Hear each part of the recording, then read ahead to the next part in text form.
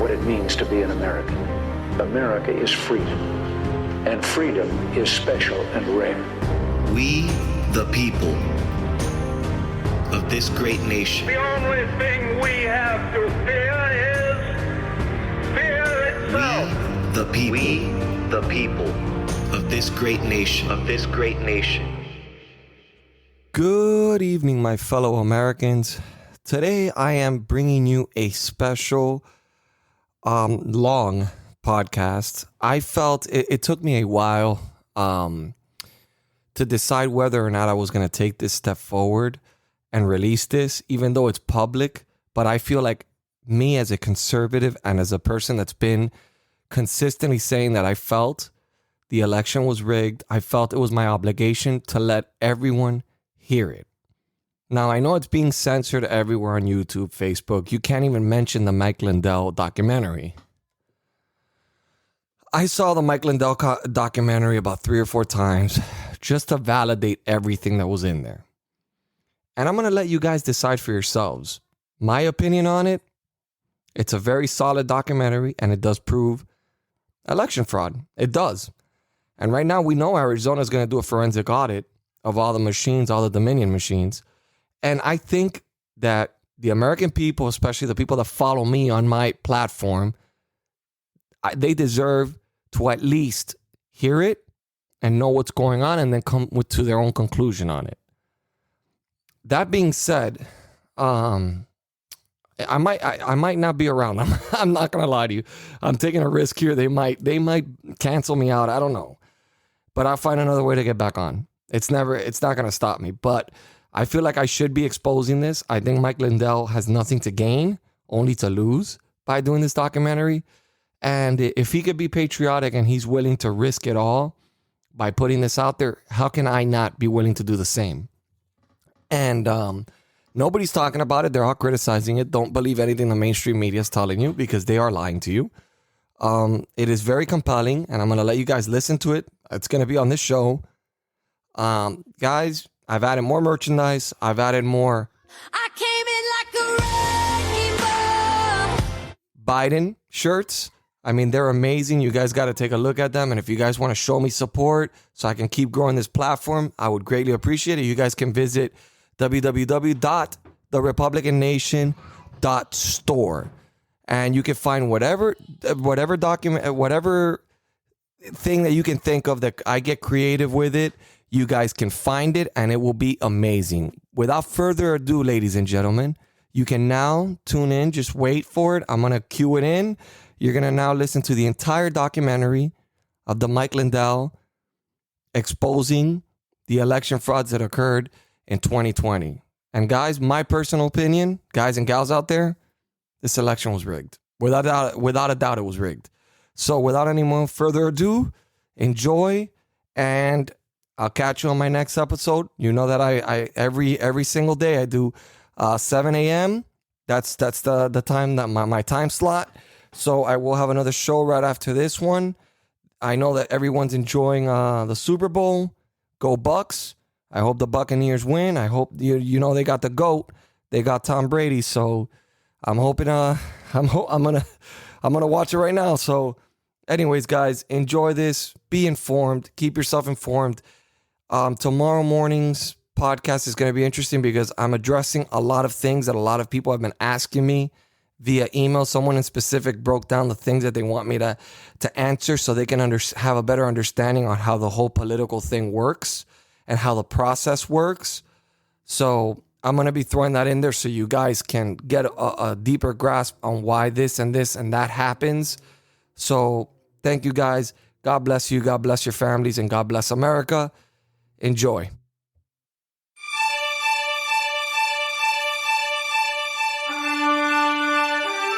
Hello, everyone. This is Mike Lindell, the CEO of MyPillow. As you all know, I have been attacked the last month relentlessly on social media, by newspapers, by TV shows, by you name it, I've been attacked. And myself, not just myself, but my company. The boycotts that are going on, box stores are dropping me, social media, they canceled my Twitter. Today, they canceled MyPillow's Twitter account, my company's Twitter account. Well, before I was going to get erased completely, we put together this show. And what you're going to see today is what they don't want you to see, why they're trying to erase me. And what I've told everyone out there is, you know what? I've seen evidence. I've been trying since November 4th to prove, to show what's out there. Why are these deviations that happened on election night? None of it made any sense. So I dove all in with everything I had, resources. Anytime I heard something that maybe was relevant, I went and said, looked into it, did my own due diligence, had even my own investigations. Well, on one day, I think it was like January 9th, all of a sudden, they brought me some a piece of evidence that's 100% proved. It's like a print of inside the machine of the timestamp that showed other countries attacking us, hacking into our election through these machines, and it shows the votes flipped. And I'm going, wow, I got to get this out there. And from that point on, I started putting it out there, and that's when they just started attacking me. Well, they obviously are hiding something, and tonight you're going to see what they're hiding. You're going to see on this show, we're going to have cyber forensic experts. We're going to have 100%, you're going to see all this evidence that by the time you're done seeing it, you're going to go, wow. 100% it proves exactly what happened, that these machines were used to steal our election by other countries, including China. But I do want to tell you, before we get into all that, I want to tell you what I consider, why I'm so happy today about two miracles that happened these last couple months. The first miracle was on election night. And on election night at 11:15 at night, the algorithms of these machines basically broke. And this will be explained during this show.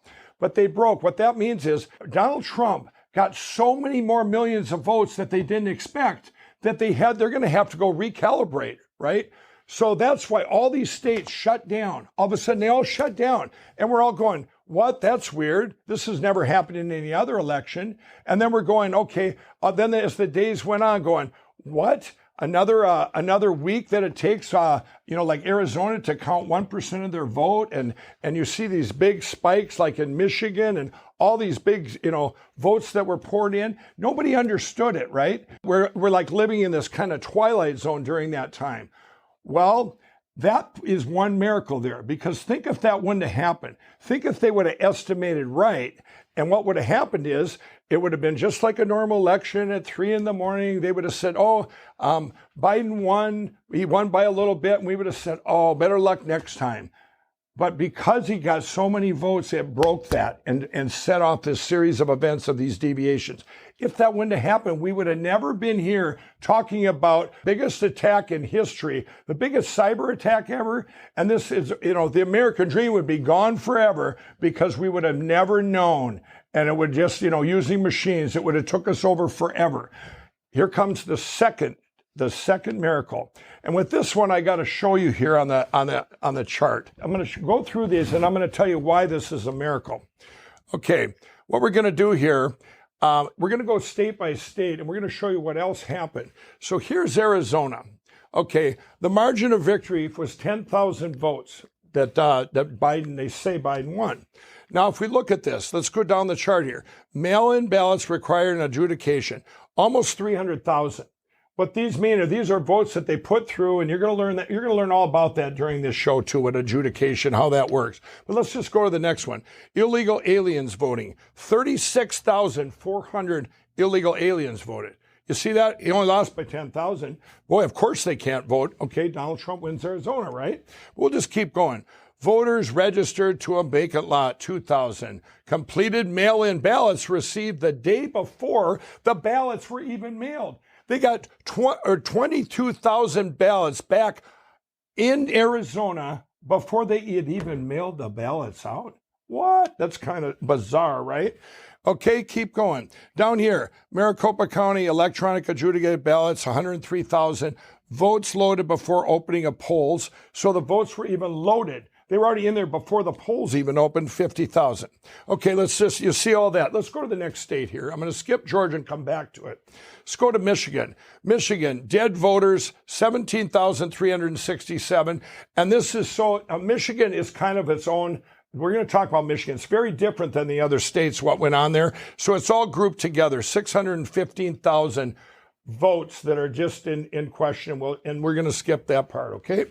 Let's go to the next one here, Nevada. Okay, here's Nevada. Illegal aliens that voted in this election, 4,000.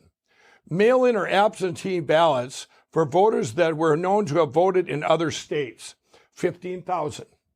Clark County used signature verification, one-half the image quality that was suggested by the manufacturer, and to check the mail-in ballot signatures, 130,000. We'll just skip through that. Raffle tickets that they were incentivized, 500. Here we go. Here's a big one. Dead people who voted, 1,506. Non-Nevadans who voted in Nevada. They don't even live in Nevada. 19,218. Voters who double voted, 42,284. Okay, as you can see, they add up to over 200,000. Donald Trump lost by 34,000 votes. Okay, let's go to the next one, Pennsylvania. Mail-in votes that counted without a Republican observer. We all heard that stuff. It's well over 600,000. Mail-in ballots, 68. Here's another one too. We could almost you're going to hear a lot about this during this thing, but let's go down. Poll workers that voted with various errors in the bins. This is the one where you heard the fake ballots that were driven from New York to Pennsylvania. You'll hear a little about that in the show too. But this is it. We're going to go by Pennsylvania. You can all see it adds up to 866,000. Donald Trump lost by 68,000. And there'll be a point to all this I'm getting to. Okay, here's Wisconsin. Wisconsin, surge of identity combined voters in 2020. That would take a while to explain, but there was 130,000. U.S. Postal Service backdated ballots, 100,000. Okay, that's incredible if you actually look into it. The mail-in ballots entering the tabulation process under the guise of absentee ballots in clear violation of state law, 170,000. Okay, the margin of victory for Biden was 20,000 votes. Now we're going to go back to Georgia. Okay, everyone knows the president called the Secretary of State in Georgia, and on that call, he said he was listing these to the Secretary of State. He said, okay, you have felons with incomplete sentences that voted and cast their vote, 2,560. Underage children that registered to vote and illegally voted, 66,247. Unregistered voters who voted, 2,423. Registered voters who voted in another state after their Georgia registration date, 4,926. Voters who voted in Georgia and also voted in another state, 395. Voters who voted in Georgia but changed their address before the election to do it, 15,700. People who failed to pre-register to vote in their county in time after moving from one county to another, 40,279. Voters who illegally claimed a post office box as their resident, 1,043. Voters who registered too late to vote in the election, 98. People who died prior to the election, they were already dead, 10,315. Okay, ballots with no chain of custody. We'll probably talk a little bit about that in this show too, 600,000. And here's what the president said to the Secretary of State in Georgia. Can you just give us, why don't you just give us your, it's only 10, he only lost by 11,730 votes. He said, how about you just give us your underage that voted and your dead people, and we win. It didn't make sense. You say, how about this? This line here, this people who failed to register, 40,000. Can you just give us them?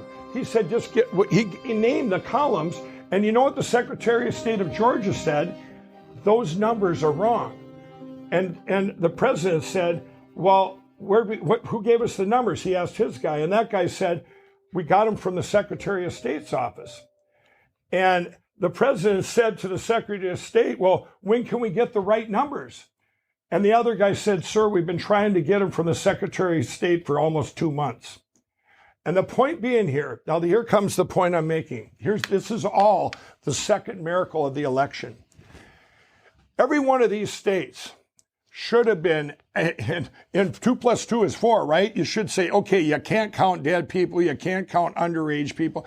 Every one of these states, Donald Trump wins. If the electors would have done their job, the legislators, if the governors wouldn't have said, hey, it's good. All these things that happened all these anomalies that happened. It would never happened before, but much less one state. They all say that, hey, we're going to go ahead and use this stuff, and we're going to declare Joe Biden the winner.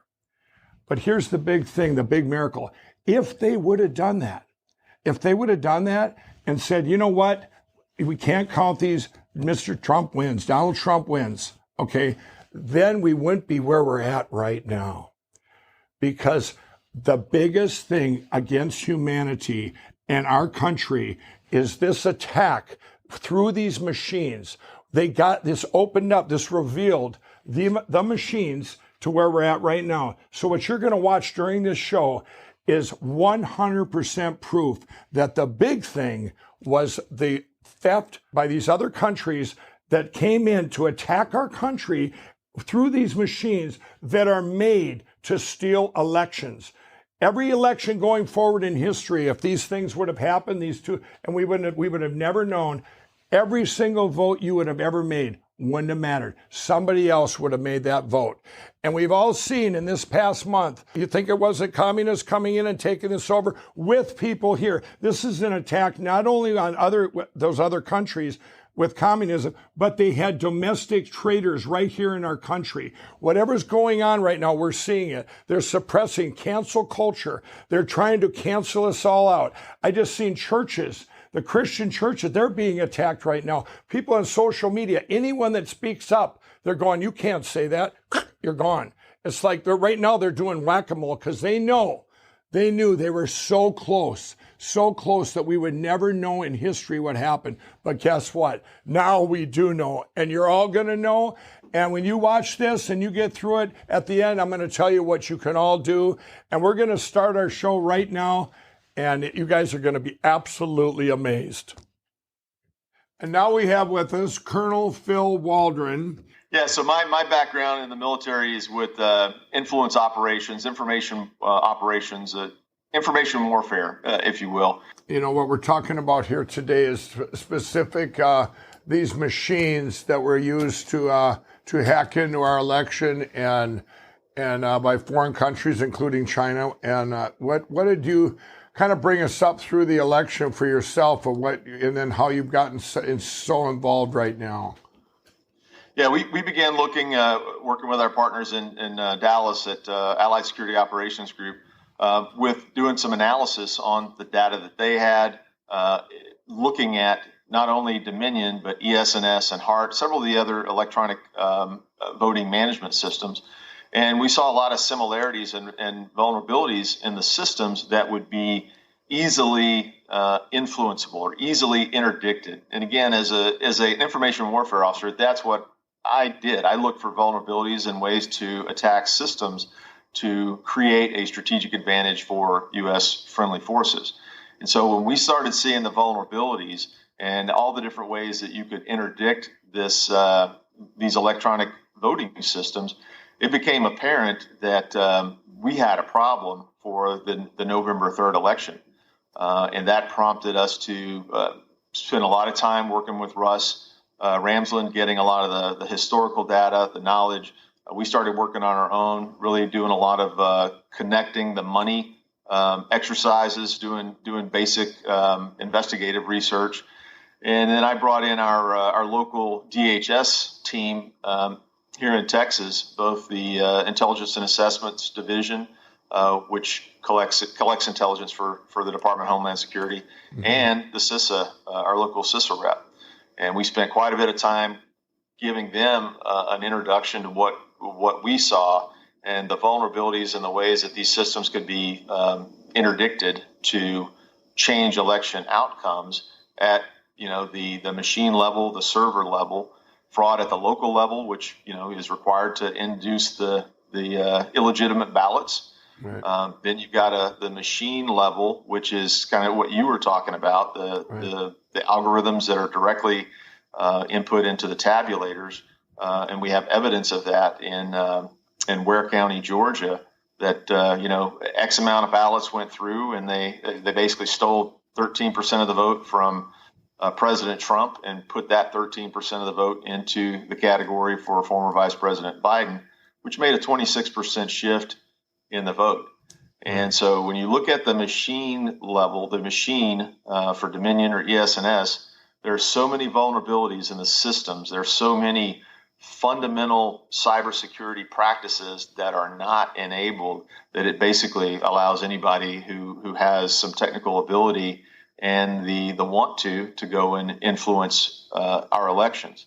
Wow. And sort of that strategic level is foreign intelligence services. And we've got pretty much documented of Communist Chinese Party ownership of the private equity firm whose board controls Dominion. We've got Chinese communists, the president of the Chinese Communist Bank, who is a board of directors member of the private equity firm that owns Dominion. Wow. And then if you look at the testing company, the only company that has the access to the code and the testing for Dominion is in Shenzhen, China. It's a Communist Chinese Party company. The U.S. government, the state governments, the county governments, they don't have access to Dominion code. But I think it's kind of unique that a Chinese company that's run by the CCP does have access to the code. And that's why we started seeing at that strategic level, or that third tier of election manipulation, a lot of movements of votes, direct access to Pennsylvania voting precincts, county tabulation centers, Wisconsin, Michigan, Nevada, Arizona, Georgia, all of that coming in directly from foreign countries, China being the predominant one, and through Pakistani ISI proxies. Did you find it very frustrating not being able to get all this information out to the public? Don't go anywhere, guys. We'll be right back. Do you feel homeless in today's American political world? Not really into either candidate or party? Well, guess what? You're not alone. Join me and others just like you across this great country for a discussion of politics from a viewpoint that you can't find in today's media, the middle. I'm your host, Brian Grozier, and I invite you to join in on the discussion by downloading and listening to the Middle American Podcast.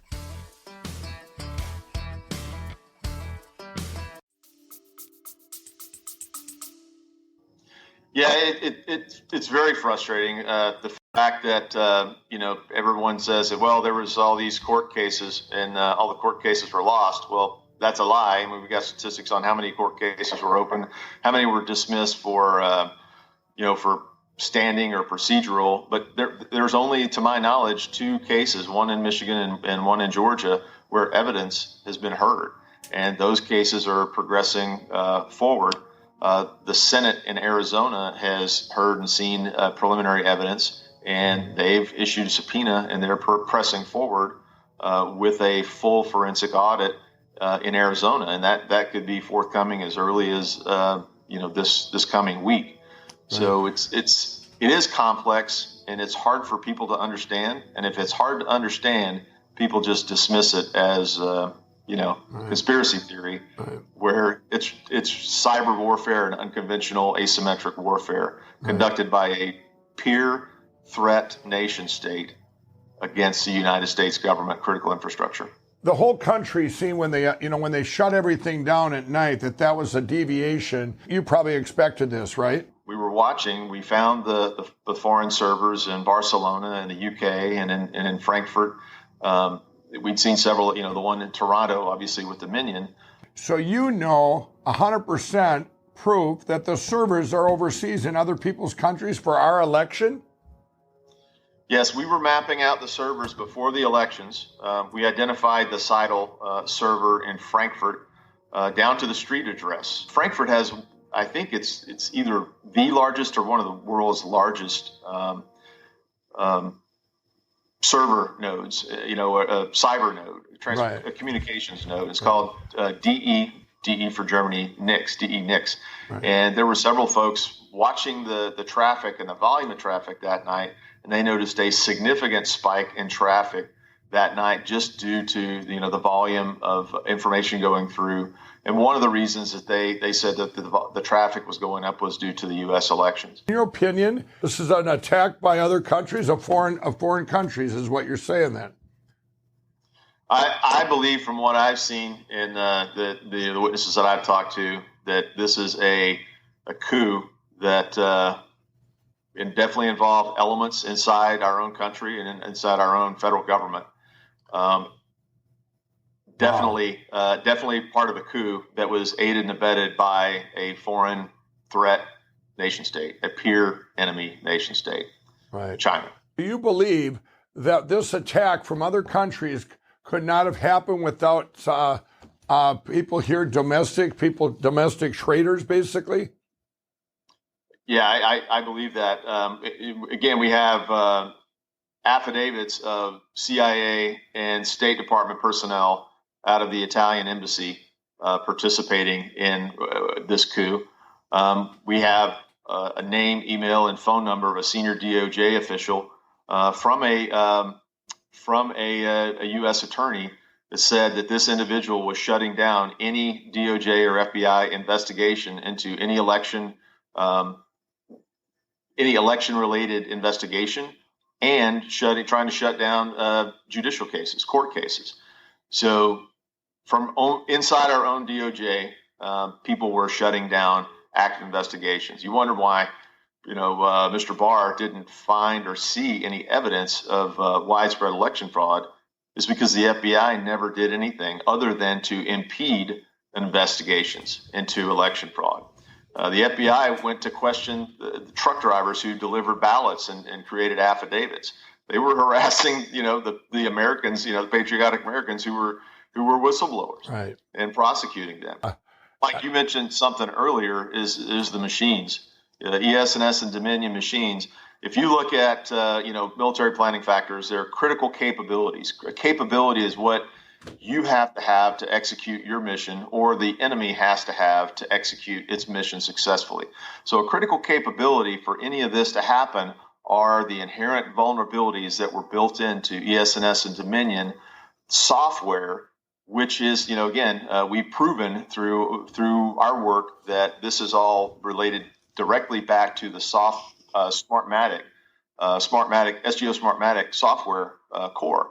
Wow. And they definitely have financial gains to financial reasons based on some of the other investments that they've made, right. Especially if they, looking down the road, if they make billions and billions of dollars, the board of SGO Smartmatic, because they own an air purification company. So just think about it. If you get to pick an administration that is favorable to your company, say they pass a Green New Deal, and you're going to make billions and billions of dollars off of government mandated air purification systems and public buildings and apartment buildings and industrial complexes, you would spend quite a bit of money on the front side to make sure the election was done. The same thing with China. If China could avoid the U.S. coming to Taiwan's defense, and we've seen indications of that already, and if China could avoid having to fight a campaign to protect their man-made islands, to extend their territorial waters into international navigable waterways, if they could invest $1 billion to do that versus fighting a war, well, they've made a pretty good investment. And all the money that they've made into the Biden family, all the money that they've made and invested into U.S. universities and U.S. businesses, buying up our medical and our technical intellectual property, stealing a lot more than they bought. They are fighting a war, and people just don't realize that we're under attack. So now we have with us Russell Ramsland. He's a founding member of Allied Security Operational Group. They're based in Dallas, Texas, and they do cyber forensics and security. Russell, how are you involved with all this this election fraud with these machines? Well, it was interesting, Mike. It's been a long road for us. About 2 years ago, we had some logs from the Dallas general election brought to us from the central tabulation server. And people ask, what do these logs mean? It was about 1,100 pages. And we got looking at them, and we were horrified at what we found. Because what we found was that people were getting into the system, and they were changing the votes. They were erasing databases. They were reloading them. And it was coming from remote locations. And our guys going, this can't be. Now, this is in 2018 when so these guys came to you with these, and these were voting machines, and were they Dominion machines? No. We use ES&S in Dallas, not Dominion. So are they similar machines? Yes. Yeah, it's very similar stuff. Most of these voting companies all have similar DNA in their original software. But what you've seen was it horrified you. Yeah, it did, because clearly somebody was playing with the election. Wow. So we tried to get the authorities alerted. We brought in a DOJ prosecutor that ran the cyber group in North Texas, and she was horrified at what we showed her. And she asked us to put it together and eventually submit it to the FBI, and we did that, and they did nothing. So we continued to investigate, and the more we found, the more horrifying it got. Now, this all was still coming out of Dallas. We tried to get senators to look at this, and we tried to get state officials to look at this, but we continued to work on it on our own. We had no client at all. And eventually, we did get 7 members of the Freedom Caucus this last July to take a 2-hour briefing without staff. And what they saw was absolute proof that this electronic voting system that we have is completely compromised. It can be completely manipulated. And they were horrified. We've all heard that Texas denied these machines. Well, Texas denied Dominion, but Texas uses other voting machines. We use HART, and we use ES&S in Texas. Right. Same. So why would Texas, they denied these Dominion ones, and in your opinion, so they must have looked at them and said, there's something there we don't like. But then they over here with Smartmatic and these other ones, they were okay with that. What would be your opinion of why they would deny one machine that because they're afraid of election fraud, and over here they accepted that one? I think that it sometimes has more to do with politics and influence, who gets through and who doesn't, than necessarily the machines. Okay. So we finally ended up with some investigators with Ron Johnson's Department of Homeland Security Oversight Group, and they were horrified at what we showed them, and they tried to get CISA, which is the Cyber Intelligence Security Administration inside the DHS. They tried to get CISA to take a look. CISA would not take the briefing. They couldn't be less interested. So we didn't quite know what to do. We were beginning to find some media people who wanted to start talking about this, and they became appalled. But the break really came in early August when we got some DHS people in Austin with the INA division, the Intelligence and Analysis division down there, to take a look at what we had. And that's the division that used to have voter integrity before it was handed to CISA. So they looked at it and they were horrified, and they sent a whole team to our shop. We spent 11 hours with them. They asked us if we would give them our data. We said, of course. And so we gave them all our data. They took it back to Austin, and unknown to us, they gave it to 3 private cyber groups that they use, and said, hey, are these guys crazy? I mean, is this nuts, or is there something here? Well, all 3 groups looked at it, and all 3 groups came back. Not only is it right, it's horrifying. Okay, I want to ask you there, when you say horrified, can you explain to everybody watching this right now, what horrified you? Was it the fact they could go online? Well, there's no effective security at all for your votes. Your votes are stored overseas where they can be easily... Wait a minute. They're stored overseas? Yes. Yeah. Wow. 27 states use what's called Clarity Cital election night reporting, and those servers are overseas. They have what are called S3 bucket vulnerabilities, and people can get in and change the votes there.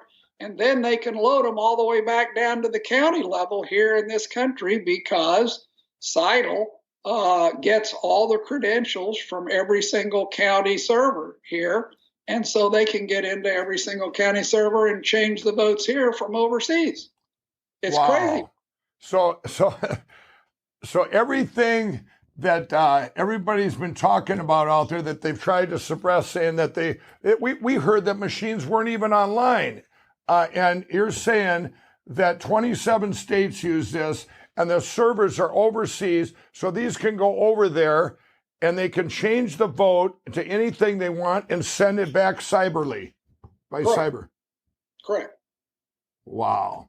So they became, the DHS people in Austin realized what we were telling them was correct. They became horrified, and they began to try to have a series of classified briefings within their own group in order to push this up the chain.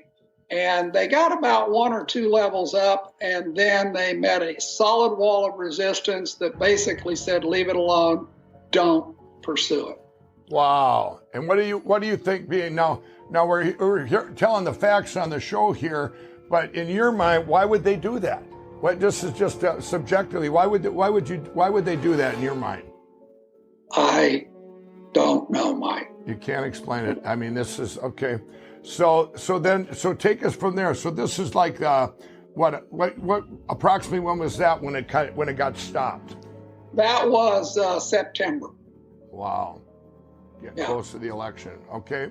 Close to the election. So what actually happened in this election, this stolen election, we already knew was going to happen. We already had seen it. We knew it was all possible. We knew it was all out there. Now, we didn't know how many foreign servers. Before, we weren't seeing very many foreign servers come in and change votes. But in this election, of course, we saw thousands from all over the world. You've seen thousands. All right, you've seen all these hacks. Have you actually seen that with your own eyes? We have seen the data that is supposedly representative of that. So the election goes down. You knew it was going to happen. Is it exactly what you thought was going to happen? Yeah, we thought it was going to happen on 3 levels. We thought there would be massive local cheating. We thought there would be cheating through the actual voting companies themselves, whether it's them or someone else manipulating them. And we thought that there would be cheating from votes being injected from overseas. And that's exactly what we saw happen. Wow. And we developed tons of absolute proof on this, but no court case was ever allowed it to be presented. So that sort of gave fodder to this media myth that it didn't exist. But it does exist. It's out there. It's unbelievable. It's massive. Wow. Did everybody hear that? What Russell's saying here? This is what everyone says. Well, there was no evidence. So you're saying no judges would look at the evidence. Is that correct? That's correct. Okay. And now we don't know why. I mean, it wasn't because there wasn't evidence. They didn't even want to look at it. Is that correct? That is correct. Okay. Now we've also, in fact, on this show, the Antrim County in Michigan. Weren't you guys contacted to look into that? That was our work. Yes. Oh, wow. I actually signed the forensic audit report, and because our guys did all that, are part of our team. And that came about because there was a down ballot race, and the judge allowed some limited discovery. What came out of that was appalling enough that he allowed further discovery. And then, of course, that report went national because what we found was so horrifying. Right. For everybody out there, what we've all heard, this Antrim County in Michigan, and in this show here, you've seen it. We've had this is the reason it was talked about so much, because this is a small county, and it was like 15,000 some people voted. And it was 7,000 some votes flipped. I mean, so it was so obvious. We had 65% Republican and 35% Democrat normally, and it was completely flipped. So everybody in the town knew it was a deviation that didn't make sense. And so Russell, this case is still open. That's correct, right? That is correct. Okay, can I ask you this? So what you've seen there is exactly what you knew was going to happen. And now, were you able to look at other places. What was different about Antrim County? Now, what we all heard was you were able to get into the forensics of it and see all this. Have you been able to do that in any other places in the United States since then, or since this election ended on in November? Actually, on a limited basis, we have been able to go into 2 other counties. We have not published that information yet, and there are reasons why we aren't publishing that information right now. But both of them have not only confirmed, they have confirmed that it's even worse than in Antrim. Okay, did everybody hear that? What we have here, and Russell can't disclose this because every time something pops up, it gets buried out there. Things happen. This is the most attack on our country, and I'm telling you, ever. I mean, this is, that's why, it's getting suppressed everywhere. So what he's saying, 2 other places now, is this breaking news right now? You're saying right now you have 2 other places, and what you're seeing is even worse than you could ever imagine? Well, it's just like Antrim, only it's worse in many ways. In Antrim, what people need to understand, real simple, Mike, when people vote and they scan their ballot in, it either goes into the regular sort of bucket and gets voted, or else it goes into what's called an adjudication bucket. If it goes into the adjudication bucket, then whoever's running the voting system gets to vote that vote however they want. Well, in Antrim, we found ballot rejection rates of 82%. 82%. Wow. 82% of the ballots are going to adjudication. And what's the normal number? I mean, is there a normal number for an election that would be what percentage, and what would be it on the high end? Well, certainly less than 1% would be should ever go to adjudication. Wow. There's less than 1%, everybody, and this was 85%. Yes, well, and in Fulton County, the Fulton County people themselves admitted to a 93.6% adjudication rate in some cases. That means the entire election was decided by the people that ran the system, not by the voters. And now, what you're talking about there this is another way these machines can you can cheat through the front or cheat there, but this does not count what you're talking about earlier, the cyber forensics that goes overseas to these servers that are all based over there, correct? That does not. That's a different issue altogether. Right. So both of them involve the machines, everybody. One we've talked about in this show is here. But the cyber one is what you just heard from Russell, which he said earlier. This is all the attack by the other countries that hacked in, which we're going to show you that proof now that Russell doesn't even know that we have, that's going to show who did it, the time they did it, the computer they did it off at, everything. If we would have never found out, or this would never have gotten what we're going to get to now, what would the future have looked like in elections? Well, I mean, we're basically approaching Venezuela, where it doesn't matter who votes. Right. Somebody else picks our people for them, so why vote, right? I mean, that's the way it would have been. Machines that go online, and it's not, now, you said earlier, it's not just Dominion, it's all the machines that were used in this election. Is that what you would say? Yes, that's absolutely a fair statement. And let me tell you a little bit about that. For these people that say it's not online, we have videos of workers with poll books who are swiping left on their poll book and bringing up Netflix and getting a movie and watching it on their poll book. How does that happen if it's not connected to the internet? Right. We have affidavits of a election judge who showed up at her precinct, found to her horror they had loaded the wrong precinct in her equipment, called her voting company, and her voting company put her on hold, and the help desk from another state called in, and in 10 minutes somehow reloaded her poll books from another state with the correct precinct. How does that happen if it's not connected to the internet? I know they were all online, but is it illegal for them to be online? Well, it depends. Some places, yes, some places, no. I mean, the assurance is that you can trust the voting system because they're not online, but they are most clearly online. I got you. Now, here's one you don't know. We ran through a different group here, a little operation in Dallas during this last election. And let me describe the operation so you'll understand the magnitude of what I'm telling you.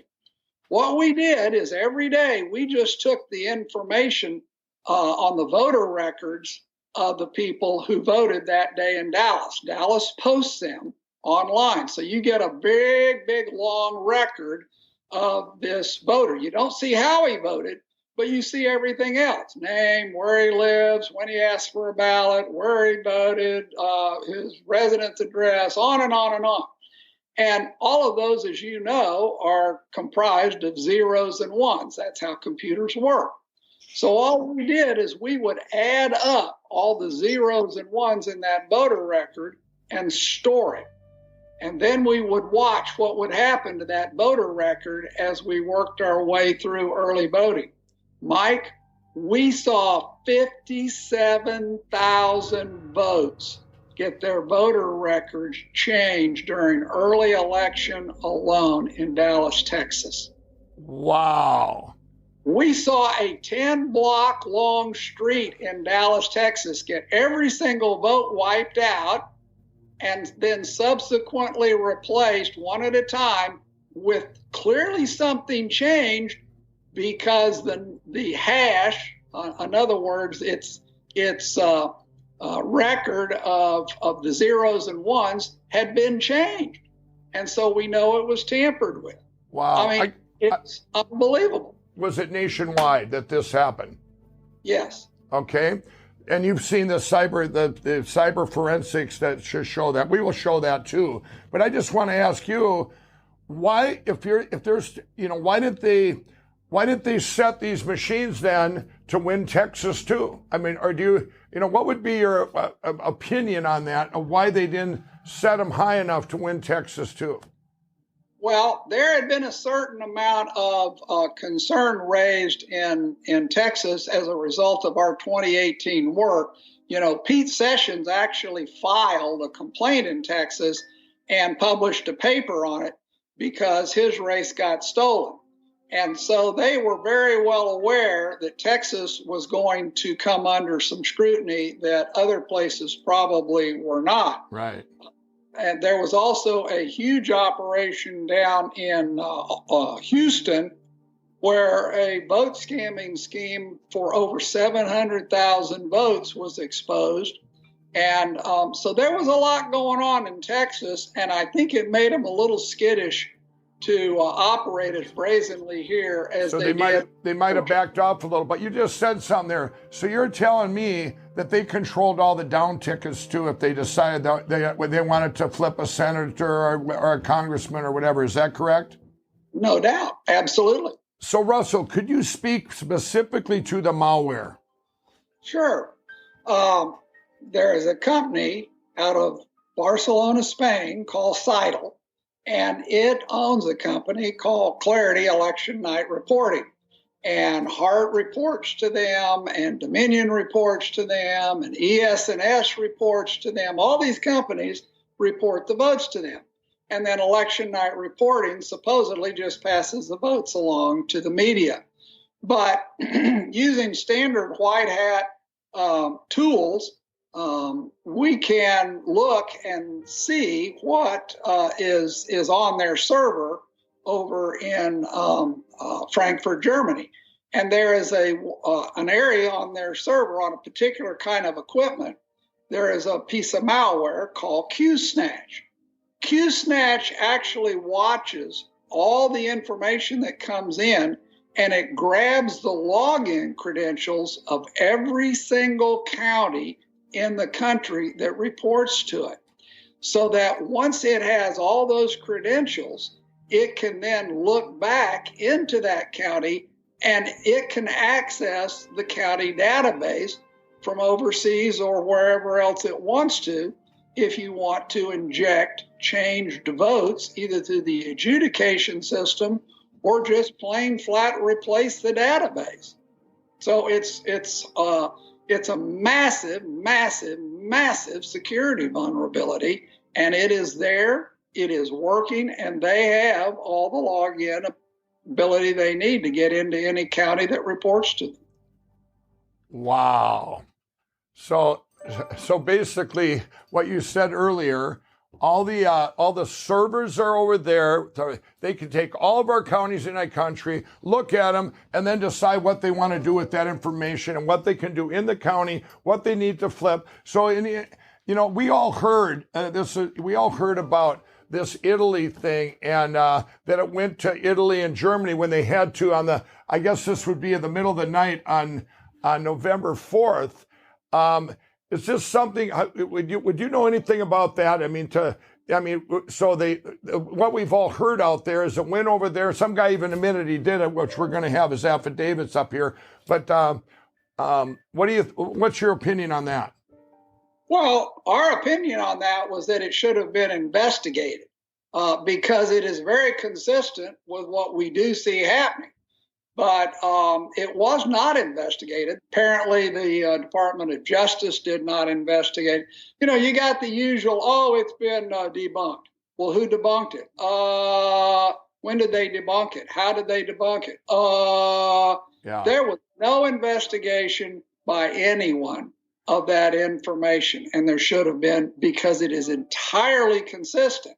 I don't know if it's true, but it's entirely consistent with everything we have seen in terms of capabilities. Bill Barr comes out and said there's no evidence. What would be your opinion? Why people would keep pushing this down and not wanting to know? I don't care what side of political lines you're on. Why would you not want to know if the truth? That has been a constant haunting question to everyone on our team. I think it's a combination of things. I think some people are truly, completely, totally corrupt. I suspect that at the bottom of this, you might find that our government has been changing votes in other countries for years, and they don't really want it revealed, certain parts of our government. I think that there are people that don't want to look. They're afraid to look. I think there are probably people who are compromised and have been told to stay out of it. Right. I think that it's a variety. It's not one simple little reason. Right, and that's what I wanted people to hear, because I hear it all the time. People are going, you know what? Bill Barr said this, and none of the judges accepted it, and you hear all this. And we can't explain all that because it's probably multiple things, like Russell says there. And that's my opinion, too. It could be anywhere up to a dozen things. Who knows? But it doesn't matter. All that doesn't matter, because now the truth is told today, and it's all coming out. And everybody, I really believe what's going to happen once everybody sees now this is finally you're going to have people that aren't afraid to speak out, because it's too late to close the gate. The cows are out of the barn. Everybody's going to know about it, and they're going to want to know more and more. So, well, Mike, the real thing is, I think pretty soon the question's going to start to turn around, and people are going to go, wait a minute, what is everyone so afraid of? Right. Why are they going to such incredible lengths to say there's nothing here when there clearly is something here? Well, Right. This is almost like you and I remember Enron. This is almost like Enron. Would we all be saying, oh, no, we don't want to investigate Enron. No one should look into Enron. No, Enron shouldn't have to tell you how they spend your money. You just keep giving them your 401k money. Right. No, that's not how it works. Right. And that's not how our voting system should work either. So now we have with us Dr. Shiva. He has 4 MIT degrees. He's an expert in system science and pattern analysis. And I met him 4 weeks ago, because I don't want anyone out there going, well, Mike, why didn't you bring this to us before? Well, I just met Dr. Shiva 4 weeks ago, and he's going to tell you, he actually ran for Senate, and he knows all about these machines now. And we're going to hear some of the stuff that I found out and went, wow, this is absolutely validates this election fraud with these machines. So, thanks, Mike. I'm glad we connected. Yeah. It's an interesting opportunity for me, Mike, because it's rare that a guy who's a scientist, an engineer, an MIT guy even runs for office. Right. And then it's even more rare that you come across something you never think occurs in the United States. You know, I grew up in India and third world countries. We talk about election fraud. When I was running in Massachusetts in 2020, we had 3,000 volunteers on the ground, 20,000 bumper stickers, 10,000 lawn signs, billboard ads, radio, TV, network. We were everywhere. The GOP establishment, who doesn't want a bottoms-up guy like me, who hated Trump, ran a no-name out there, who no real lawn signs, no bumper stickers, no organization, nothing. And we knew on election night, which was a Republican primary, September 1st, 2020, the word landslide is what we heard everywhere. We knew that you were going to win by landslide. Oh, yeah. I mean, it was obvious. I mean, we worked. I mean, and I think you said unless there was election fraud.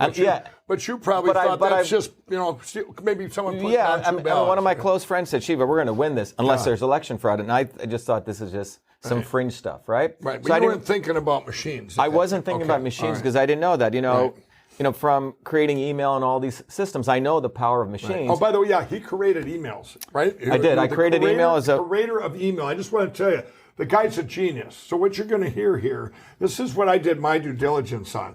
This is just one guy going, okay, is this real or is this not? And believe me, it's real. Yeah, I mean, so I have a lot of history, not only in pattern analysis, system science, but I build large-scale computer systems. The stuff I've used has been used by the Senate, has been used by the largest Fortune 1000 companies in the world. So I know how you move from paper-based systems and electronic systems, and I know the power of electronic systems. When you put some process that's in electronic form, a single individual has immense amounts of power. So that's the background. But on September 1st, 2020, what we saw was we knew we'd won on a landslide. And there we are with our big party set up, and we see the results coming in. Now, in Massachusetts, we saw in Franklin County, which is 80 to 90% hand-counted paper ballots, no machines, I win by 10%. And in every other county, Mike, 60-40, 60-40, 60-40, 60-40. That you lost by? I lost by. The exact percentage. Exact percentage by a guy who was in a black county, this guy wins. In a white county, he wins. In a Hispanic county, the guy was nowhere. By the same percentage. But by the same percentage. That's not only a deviation, but it's an anomaly. It's an anomaly. Do you think that's impossible, or you're like me? Well, it's highly, to be from a scientific standpoint, you would say it's highly unlikely. And that began my journey to start really saying, wow, election fraud could take place in America. So I started reading up everything I could. By September 9th, 8 days later, I found out something interesting. I found out that these electronic voting machines, remember there's two ways you can vote. One is you vote, you give a paper ballot, and the paper ballot is counted by human beings, two people. That's what occurred in Franklin County. But in those other counties, they take that paper ballot when you vote electronically. Into a machine. It goes into a machine. And what happens in that machine? The paper ballot is converted to an image called a ballot image, no different than you taking a picture with your iPhone. Now, so what is actually counted? The paper ballot gets put aside. The machine, the electronic, quote unquote, AI on the machine, actually tries to figure out where the circles are, and the machine is counting the ballot image. So at that point, I realized, oh my God, the ballot image is the ballot. The images are the ballot. So you were going to get to the bottom of this no matter what. No, I am, because I like to solve problems. I want to say something. One thing about Dr. Shiva, when I met him, I'm going, wow, he's just like me. I look at deviations every day. If I see a TV station that normally does 10,000, because I track them all individually, it does 10,000, and all of a sudden one day it did only 2,000, I'll tell you what I do is spend the rest of the day or a week or a month, I'm going to find out how that happened. Because the only way things change is what? A different input. Exactly. A different input. So you've got this anomaly, you've got this deviation, and not just because you were running a person, it's not like you were just biased going, I won, I know I won. You're digging in to find out how this weird mathematical thing exactly. happen. I mean, the scientist engineer kicked in, right? I mean, just you're a scientist and engineer in a very interesting from a marketing standpoint. And I think we both sort of pursue the same aims. But here, what we found out was that the first thing that gave me a big insight is that ballot images are being created, and then I also found out by federal law in 1974 they passed a law for federal elections. Those ballot images must be saved. So that was one piece of the puzzle, okay? The other piece of the puzzle was I found out that the voting machines, as early as 2002, have a feature in there called a weighted race feature, where it's embedded into the system where you can multiply candidates' votes by a percentage.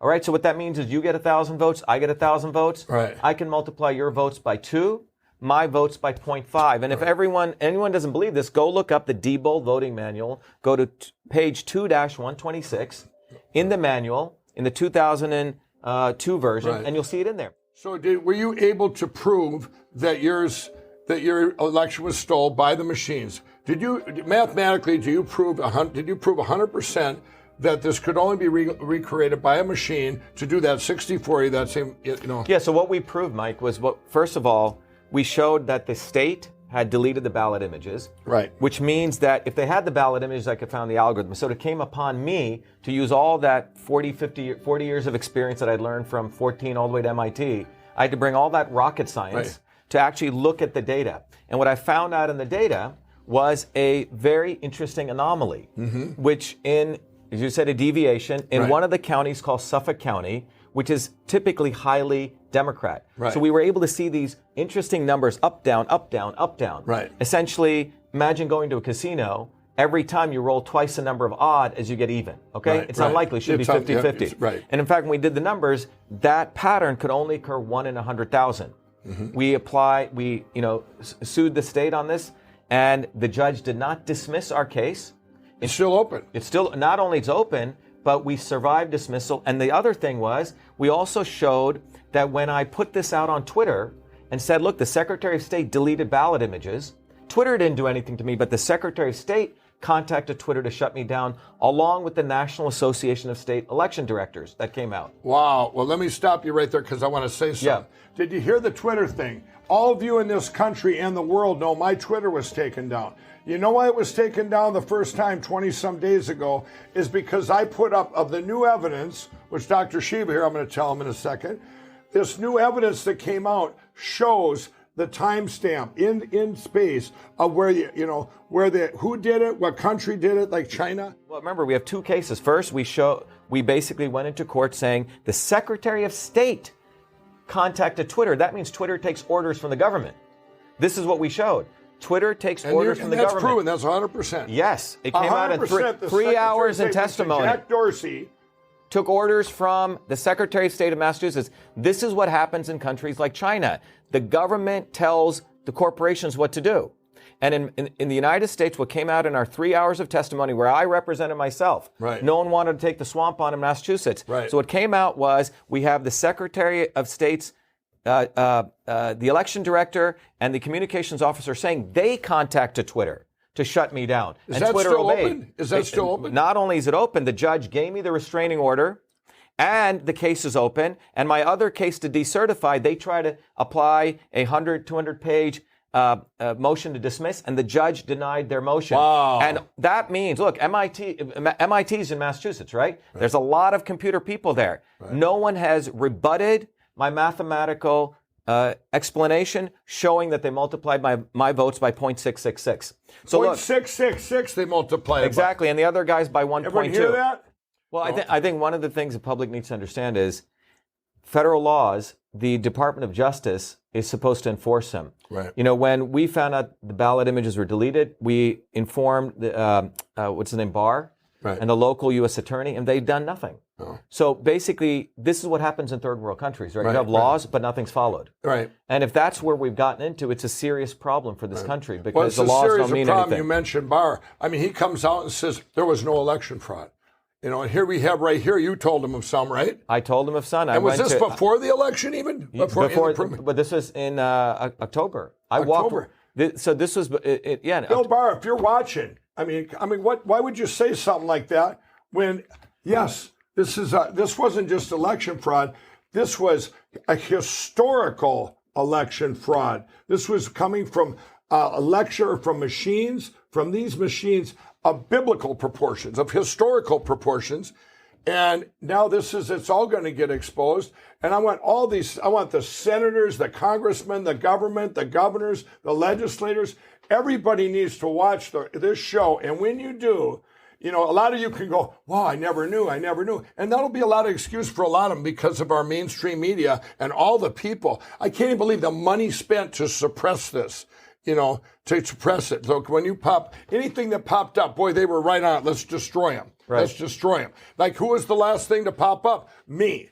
When I seen this, I popped up, and how you destroy my platform, because everybody knows I'm out there. They've done everything they could, from bots and trolls to go after my integrity to Twitter. I mean, it's just been a massive attack. But then you know you're right over target, right? It wasn't Twitter acted alone. We found the government contacting Twitter. Now, this is a fundamental violation of the First Amendment. Political speech, government speech cannot supersede political speech.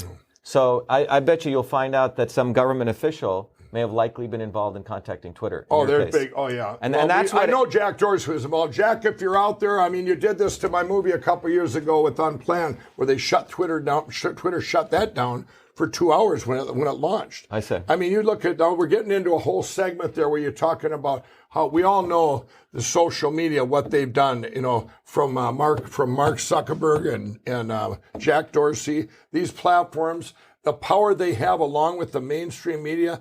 You know, what did they do when they took over? You talk about third world countries. In Nazi Germany, they took over, you know, in any country like that, they'll take over your communication.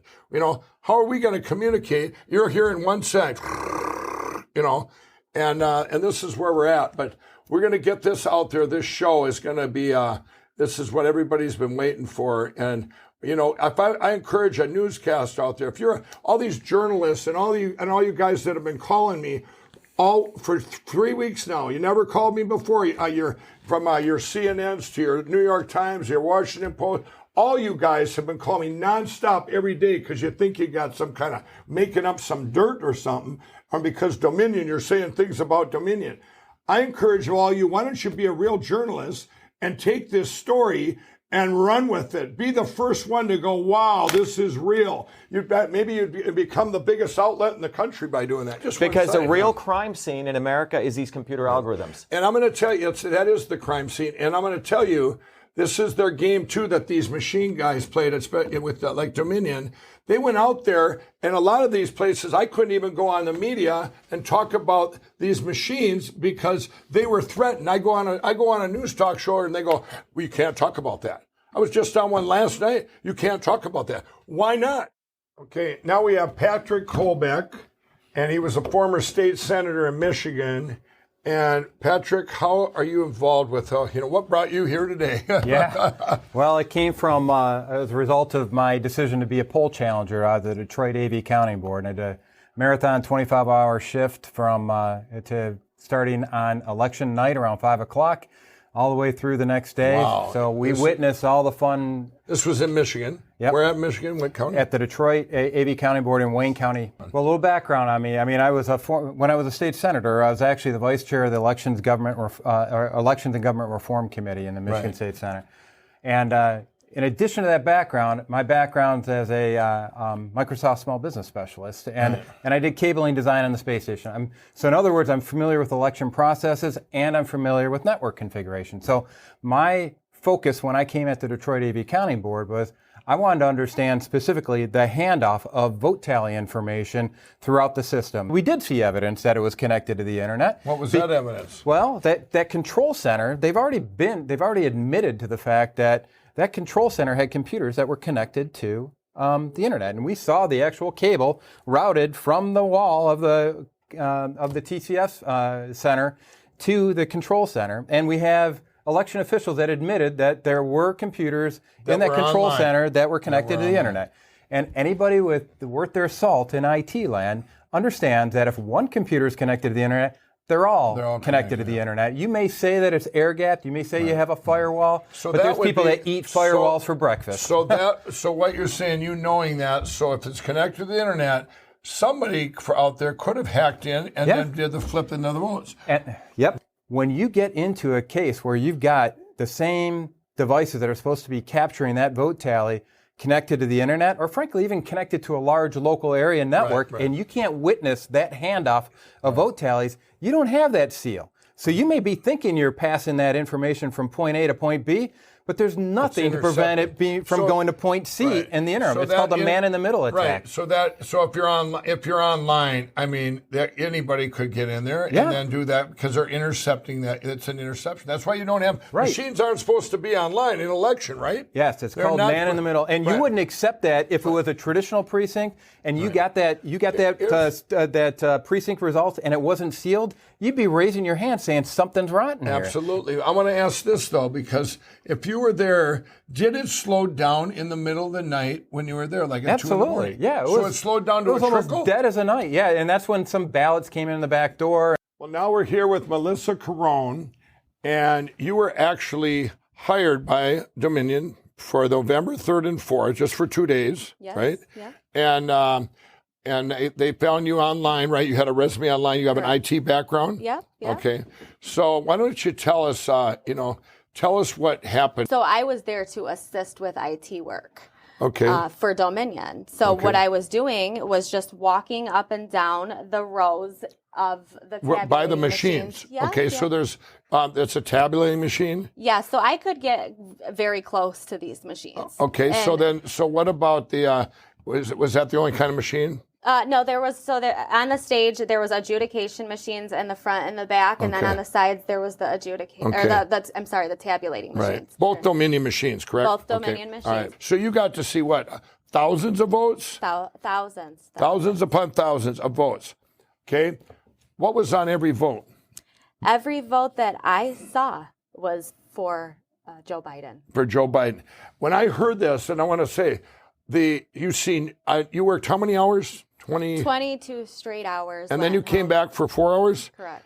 Out of all that time, did you ever see one Trump vote? I never saw a single Trump vote. So when the ballots got to the tabulating machines, they would just put them. It's kind of like a printer. You would look at it kind of like a printer where the paper would come out normally. Right. That's where they were put in.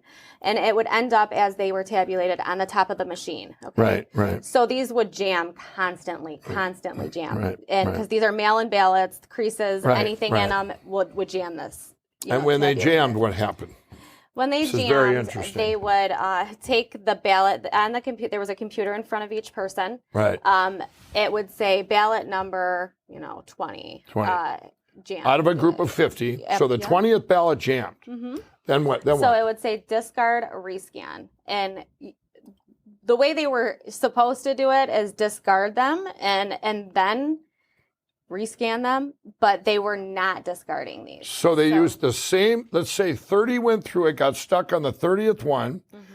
They'd put that number 30 at the top of the same 50 pack and run them through again. Yeah. So you're telling me that tabulator had no way to know, it's just counting the number of, counting a deck of cards. That's exactly it's not, you could sit there and run the same deck of cards through this tabulator over and over and over and over again. Yeah. Is that right? So one time through the night, I approached my manager and I said, this machine has a count of over 400 on it. Right. I said, what's going on here? And I said, this is not right. It should not go above 50 because the batches are only 50. Only 50. And I said, we have a huge problem here.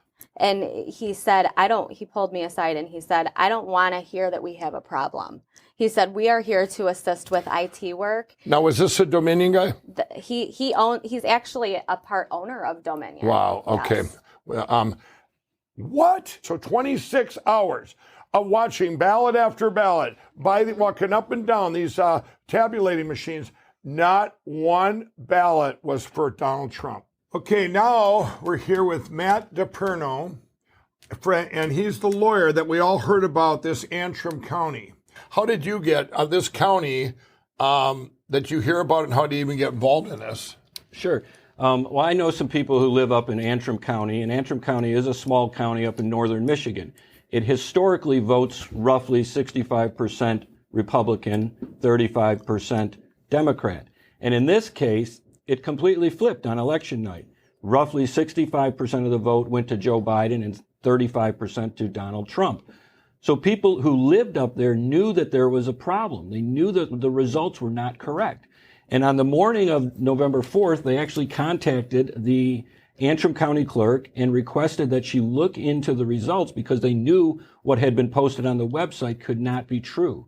And through a series of events, people I knew up there, and a person named Bill Bailey, who's a patriot who lives up in Antrim County, and who knew there was a problem and wanted to challenge the results, they ended up connecting him to me, and I filed a lawsuit. But what's important is, in filing this lawsuit, we weren't seeking publicity, we weren't seeking fame, we just wanted to get results. We filed the name in the name of a patriot named Bill Bailey, and we challenged down-ballot school board elections.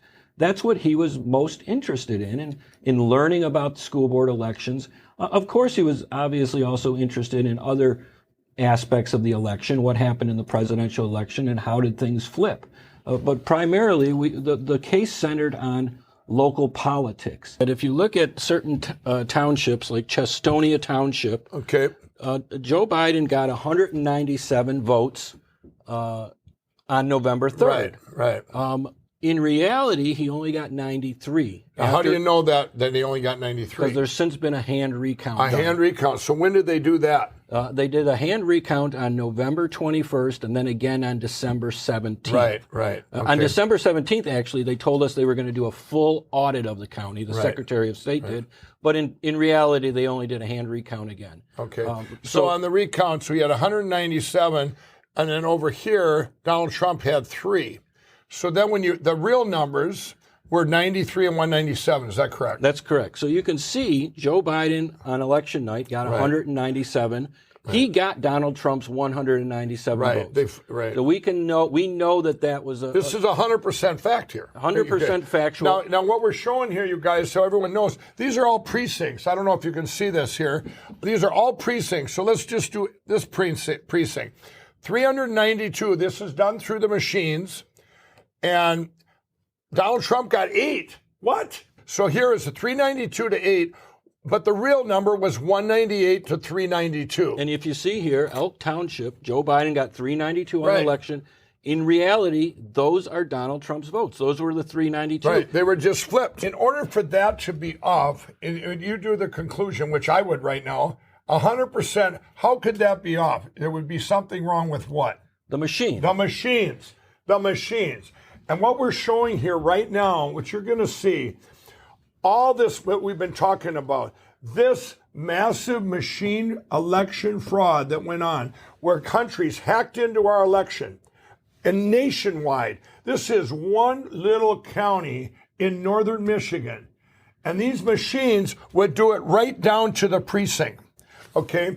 What you're going to see, this is the example we have that was hand counted. And then, the rest of the country, didn't get to do that. They didn't have the luxury of being able to do that, And so what I want to tell you all is this is the perfect example, just so you know, right down to the precinct level, what went on with these machines. I wanted to see one more here. So, well, you can look at Kearney Township. Yeah. Joe Biden got 744 on election night. Those were Donald Trump's votes. He actually recorded 16 on election night. Okay, so here's this county that traditionally always is like 65% Republican, 35% Democrat, correct? That's correct. Okay, so everyone in the county knew when these numbers came in on November 4th, they're going, there's something wrong with the machines. Everyone would think that. It wouldn't matter if you're a Democrat or Republican, you're going, wow. And it's not like what? And they couldn't use the deviation saying, well, it was because of mail-in voting, because there's no huge cities in there like Detroit, correct? That's correct. All right. So I just want everyone out there to know this before you get into town. This is just a small county, northern Michigan, and they ended up flipping. We had 15,718 votes. 15,718 votes. And 7,060 were flipped from Trump to Biden. Is that correct? Yeah. And what's even more interesting, by machines, right? It had to be done by the machines. Absolutely, by machines. If you look at the original vote count, 7,769 for Joe Biden and 4,509 for Donald Trump. Right. That actually totals 12,278 votes. Right. By machine on November 3rd. That's the vote tally. Right. That wasn't correct.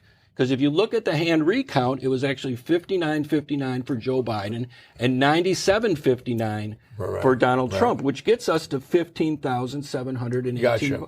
So the question is, where were the 3,200 votes on election night? Right. Why weren't they recorded? Right. And that, but even with that, and we don't know why. We don't know why on that.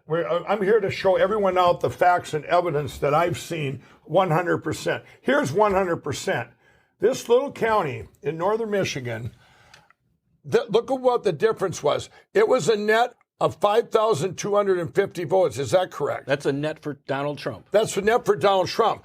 There was 7,000. That's where you get the 7,060 votes. So what I want to show you here in the next slide is actually the number of registered voters. This is what you're getting to. The number of registered voters in the county is 22,082 votes. Right. And this is the total number of votes cast by machine on November 3rd, 16,047. Now, of course, not everyone votes for the president. So that's why there's going to be some disparity. Right. But you see what happened in Antrim County. On November 3rd, there were 16,047 votes cast. Right. Then on November 5th, when they did a recount, somehow they gained 2,000 more votes. Wow. And we haven't got an explanation as to why that happened. But we do know that there was 7,000. If you were to say right now, and go, you know what? We do know that 7,060, Donald Trump had 7,060 more votes net out of this county. That's correct. That's 100% fact. 100% fact. 100% fact. So after we filed the lawsuit, we at the same time we filed the lawsuit, we also filed a motion with the court asking the judge to allow us to take forensic images of the Dominion system, the Dominion voting system. And he granted that. And we then went in, and I believe it was December 6th, and with a team of forensic scientists and data collection scientists, we captured the forensic images of the Dominion voting system. The master tabulator is what we call it, sitting in the county building, along with all of the CF cards, which are the program cards that run the actual software, along with the actual data cards or thumb drives that collect and tally the results in each precinct. We captured the forensic images of all of those items. Okay, I want to say something there. So the people, did you hire these people to do that? Correct. Okay. And you didn't know them before this, right? We didn't know them before, right? But people got us in contact with forensic experts on these particular machines. That's correct. And so that's. I just want everyone to know that this wasn't just some, hey, let's grab somebody from the county and look at these machines. These were experts. These are people with real experience analyzing forensic software images. Wow. It can't be overstated enough that these scientists were also data collection experts. And that's important because what we saw in Antrim County is the failure to properly follow procedures in securing the election machines, the tabulation machines, and securely transferring the votes. The chain of custody in this situation was completely tampered with. What we know for certain is that in the Dominion system manual, the manual tells us exactly how to connect the machines to the internet. The manual tells you how to. Is it easy? It's very easy. Could a guy like me plug it in? I'm certain you could probably figure it out. Wow. But you can. The manual tells you how to connect the machine to the internet. In our case, what we found through the forensic study that was conducted was that on November 4th at 11:03 p.m., system files, adjudication files, and other source system files were deleted from the Dominion system in Antrim County. We know that for a fact. Wow. They were removed. We don't know who removed them or how they gained access to remove them. But okay, hold on. We do now. You'll see that later in the show. What we know in our case, we don't know precisely because Antrim County and the Secretary of State have not given us that information. Right. But we do know that those files were removed on November 4th at 11:03. What's the significance of that they're removed? What does that do to you as trying to investigate this? What did that do? Well, number one, I presume, and we've asked the Antrim County prosecutor to investigate whether that was a crime to remove voting information from the system prior to the expiration of a 22-month period, right? Which the items are required to be But when maintained. that's removed, that means it was hard for you to do your audit? That's hard for us to review the forensic images to conclusively understand whether the machine connected to the internet, because in Michigan, at least 38 other counties use the Dominion software. Right. So if this is happening in Antrim County, and it was exposed in Antrim County because of the disparity, because there were only 15,718 votes cast. You wouldn't notice this in a bigger city if it was that low a number. Correct. If you were in Wayne County and 7,060 votes flipped, you wouldn't notice it. My team of forensic scientists worked tirelessly after December 6th, after we collected the forensic images for about a week. They worked very hard to review those images and put together a report. And because of a protective order that was in place in this case, I had to file a motion with the court asking the judge to allow us to release the report that we had prepared. And we did that. We did that on December 14th. The judge granted our request and allowed us to release what's called the Allied Security Operations Group Preliminary Summary, version 2, dated December 13, 2020. Now, is that public? Is that public? It is public. Right. So this is stuff that got put out there, and I guarantee you, it was probably put out there. Heck, somebody probably put it on their Twitter, and bang, I'll bet you it was gone. They probably tried to spread. That's just my opinion. I had to throw that in there. Well, I can tell you it's been on my website at DePernolaw.com since December 14th, and it has constantly been suppressed for people who try to share the link on Facebook or Google or through social media. It gets suppressed. And people are not allowed to share it. In some cases, they try to share it, and a screen comes up that says that this information is not accessible. Not accurate. Here you had a perfect report. I mean, even the judge said you could put it out there, correct? Yes. Everything we've done in this case has been permitted by the court in terms of the ability to release information. But what it is, actually, it's information that, if revealed, would show that the CEO of Dominion Software, when he testified in front of the Michigan Senate, this information would show that he was not telling the truth about how the Dominion system works. Wow. And here's what we concluded when we released the report. This is what it states. We conclude that the Dominion voting system is intentionally and purposefully designed with inherent errors to create systemic fraud and influence election results. Now, that's not my words. That's the words of the forensic team that looked at this. That looked at the forensic images and came to a conclusion about what they saw. Right. So that's what's in the report. They concluded that the only reason you would have a machine like this is if you wanted to steal an election. Correct. Because what they also found is that this machine in Antrim County generates errors at the rate of 68% based on ballots that you put in the machine. Remember this, when you take a piece of paper and you vote on it, you think when you're voting that you're tallying your vote, and then you put that piece of paper into the Dominion tabulation machine, right? You know how that process works. Yeah. And you think you voted, but you haven't voted yet. You haven't voted until that machine actually tabulates your result in the system.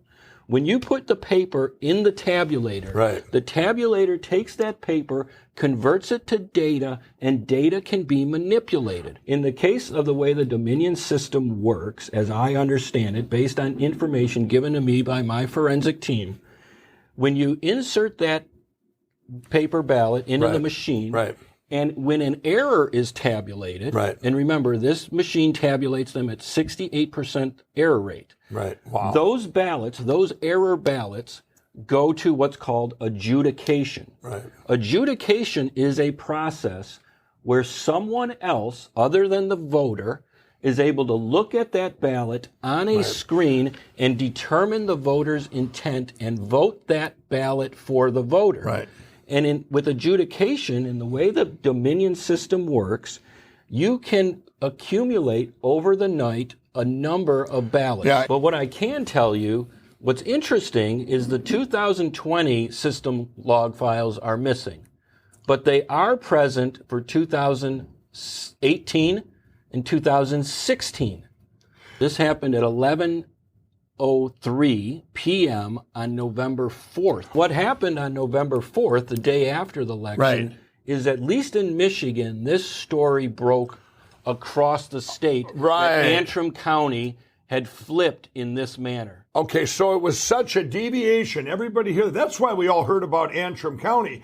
It was such a big deviation. It would be like, the whole time, for decades or years, whatever, you're 65% Republican and 35%, and you flip. The whole townspeople probably having coffee going, what did you do? They probably did a recount just themselves at the coffee shops, So now that makes sense. That's why it made national news. We all heard about it. Antrim County was not certifiable based on what the machine spit out on election night. And what we've requested is a full audit of the county.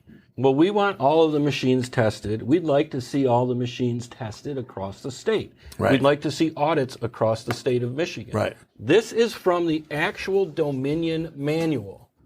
The Dominion manual. This tells you Yeah. how to connect the machine to guess what? The internet. Yes. Did everybody hear that? This is another slide. But you have to be on the internet in order to do this. So we're going to show you here. I thought these machines didn't go on the internet. That's what we were told as the public. It's what we are told.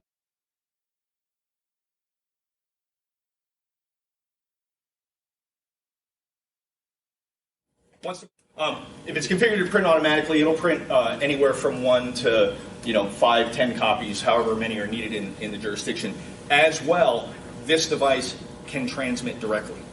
So that's all part of that closed polls process. You hit that button once, it prints out the tapes. When it's done printing out the tapes, it will automatically transmit the results as well. What is the vehicle for the transmission from the ICP? Is it cellular modem versus VPN? Well, it is a cellular modem that can be configured in a VPN, right? And we currently in Chicago and Cook County, we work with Verizon to secure that network. So we would have the same capabilities here. Lucky. What wireless chipset / modem does the hardware have? We support a variety. It's really up to the jurisdictions what technology they want to use, what's compatible with their networks. Currently, in some jurisdictions, we're using basically a modem that is a 3G modem, GSM, but we can support multiple varieties of modems that can be, including the latest 4G standards as well. So that answers the next question: is it 3G or 4G? Verizon, AT&T, or Sprint? I'm assuming all. Yeah, all networks. Right. Just as a point of fact, we actually transmit from the ICP in Mongolia as well, so we're not limited in networks. And in Puerto Rico, there is 3 vendors because the island is not covered by any of the vendors completely. So we use 3 different cellular vendors for some ICPs with this vendor, Claro, AT&T, and T-Mobile, I think, in the different parts of the island. So. Everything gets complicated. But this is another slide from the Dominion software manual that tells you exactly how to set up your system to connect to the internet.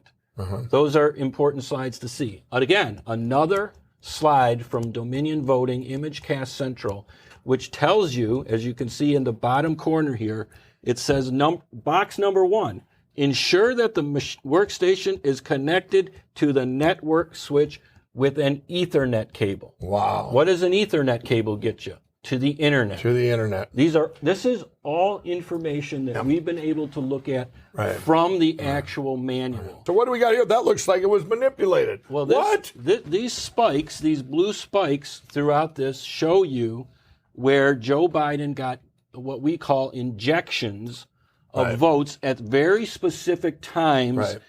These big ones on the left are November 3rd. So I'd be curious to see if your data that you have correlates so to those. So everybody knows what you're going to see. When you see this spike, you're going to see a forensic footprint, how that happened and who did it. China? Yes. If you're on the internet, the bottom line is you can cheat, you can do all kinds of things. And that's because otherwise you can't explain any of these numbers.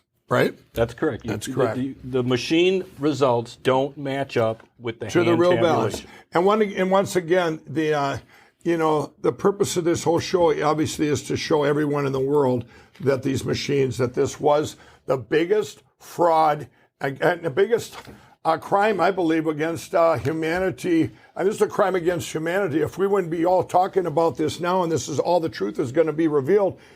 Michigan is under siege. Because this is what I'm dealing with right now. Dana Nessel is the Attorney General in the state of Michigan. She sent this tweet out not too long ago, and it says, "Fun fact, lawyers who practice in Michigan are required to take an oath to support the Michigan and U.S. constitutions, not to file unjust and or frivolous actions or mislead the court. The spate of Trump lawsuits in our state violates each of these tenets. It demeans our profession." What she's calling for, and she said this publicly, she's calling for attorneys in Michigan to be disbarred who file lawsuits in Michigan challenging the results of the election. Could you guys all hear this? This is what we're up against. This Dominion, these machines, is the biggest fraud in election. They stole this. But now the truth is all going to be revealed. People like this lady, what's her name? Dana Nessel. Dana Nessel. And Dana Nessel, how dare you put this out? You're supposed to protect Michigan and the U.S.? This is what I'm doing. This is why I'm getting attacked. This is why everybody's getting attacked. So anybody, here you are, the attorney of one of the few open cases where we have 100% proof. First, they try and suppress the actual report from it, right here, right? And now they're trying to just get rid of you. That's true. So we have Michigan executive officials who are now using the power of government to threaten those with whom they disagree with sanctions. They're threatening me and others with disbarment. Wow. So bringing forth evidence now in our country not only gets you the mockery of the mainstream media. I've been there. Who refuse to actually report on it or the truth, but it now gets you ethics complaints filed against you if you are a lawyer. Wow. So what do we do about that? When the Michigan Attorney General, who is the chief law enforcement person in the state, threatens those with whom she disagrees, you know what that is? That's tyranny. Yep. That is totalitarianism. Right. So in our election system, and it's been going on for years, after every election, people challenge elections. Right. That happens on a regular basis after elections. That's part of our republic. That's part of public discourse. We're enabled to go in and have those discussions through the court system to challenge elections. And what Dana Nessel is saying is that you can't do that anymore. Right. Because if you try to do it, she will threaten you, she will try to take your license, and she will try to silence you. Wow. So her statements, this is no longer part of public discourse. This is chilling. You think she's talking about all the lawyers? She's talking about you. Well, we've talked about it. I agree, I totally agree with you. She is talking about me. Right. And we've talked about the importance of public discourse. Right. Her tweet, as I've said, chills public discourse. Yeah. What it does is it asks a lawyer to put their fear above the representation of their client in legitimate litigation. Right. That is tyranny. Right. That's totalitarianism. Right. That is fascism. She wants to scare you into doing nothing. But it gets worse. Right. Around November 20th, Dana Nessel did an interview with the Washington Post. And in that interview, she threatened every Michigan legislator. And she said that any Michigan legislator with whom she disagreed with, any of them who challenged these election results, she would investigate them and seek criminal sanctions against them. Wow. That is saying to these Michigan legislatures that Stay silent. if they do anything to bring forth the word of their constituents to challenge election results, they could be charged criminally. It's asking elected officials, again, to put their fear above the word and the choice of their constituents. Wow.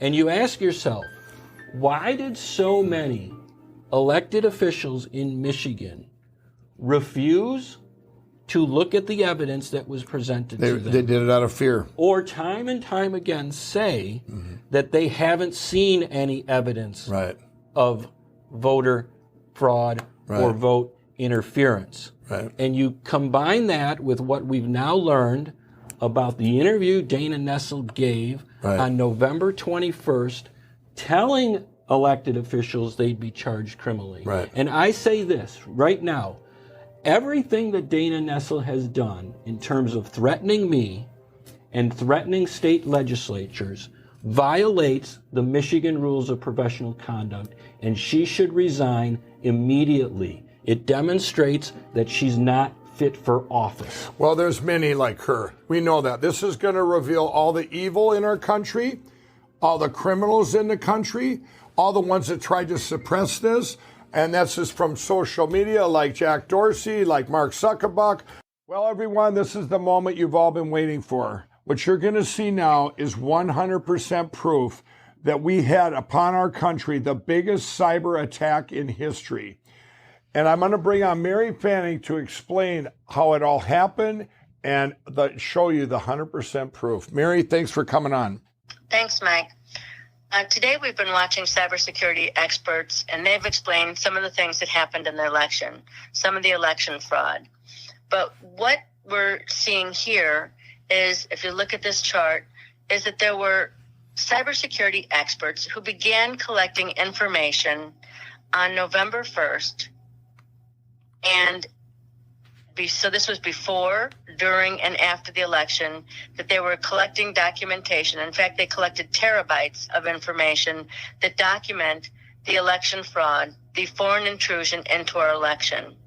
This was collected in 2,995 counties in the United States. This was collected in real time.